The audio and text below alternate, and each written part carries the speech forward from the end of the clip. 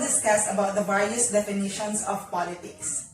So we will talk about the meaning of politics from the different sources, and later, I will explain those definitions of politics for you to clearly understand the topic.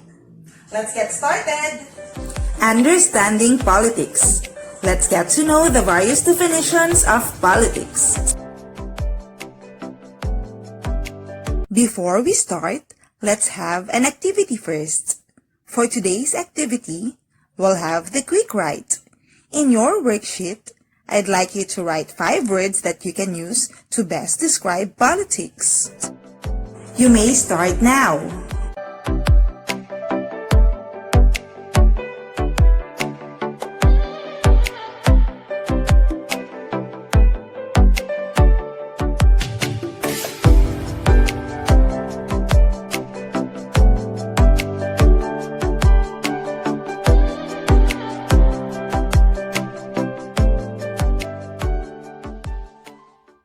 Time is up. Now, tell us the 5 words and explain your answer.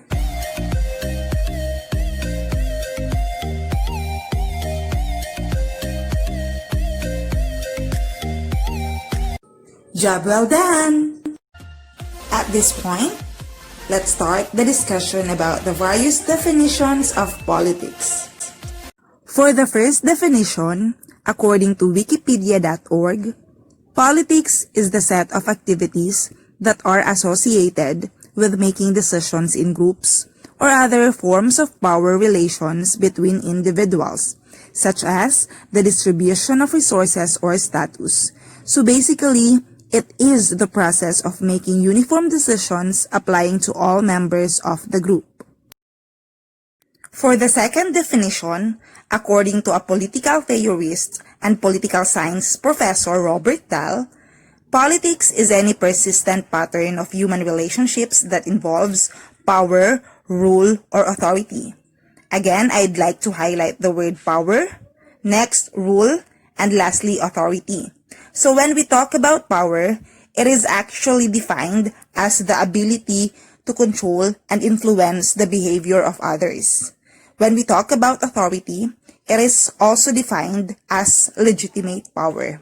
So those are the important words that, according to Robert Dahl, would best describe politics.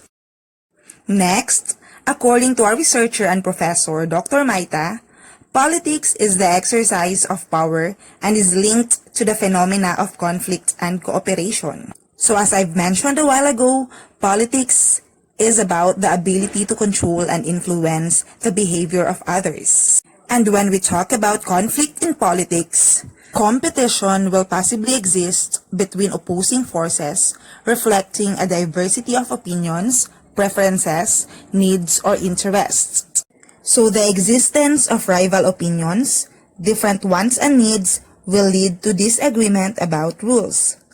On the other hand, cooperation is about working together, achieving goals through collective action.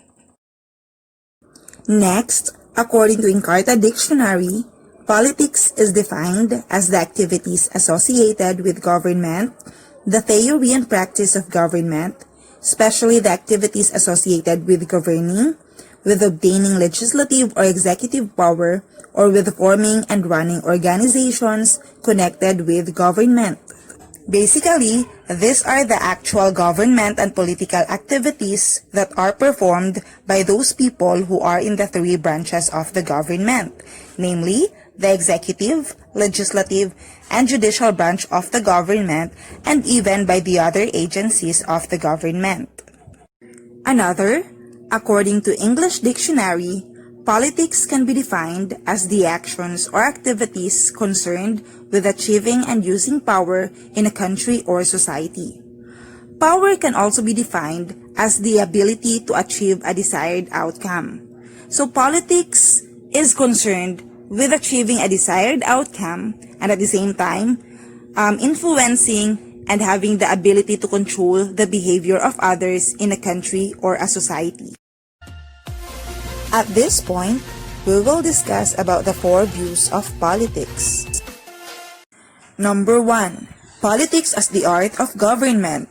According to Chancellor Bismarck, Politics is not a science, but an art, since it involves the process of making uniform decisions and it involves various strategies to effectively conduct and implement the process.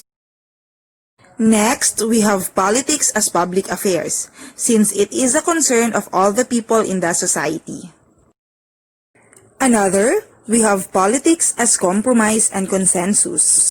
Politics is seen as a particular means of resolving conflict, that is, by compromise, conciliation, agreement, and negotiation rather than through force and naked power. Every problem can be solved, every goal can be achieved if we compromise and cooperate. Last, we have politics as power and the distribution of resources. In politics, power is usually thought of as a relationship that has the ability to influence the behavior of others in a manner not of their choosing. For the sake of everyone, allocation or distribution of resources is also needed. Now, it's time for you to answer the worksheets for week 1.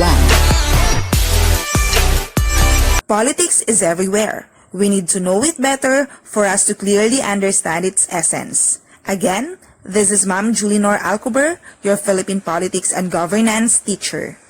Thank you for watching, good luck, and enjoy learning politics.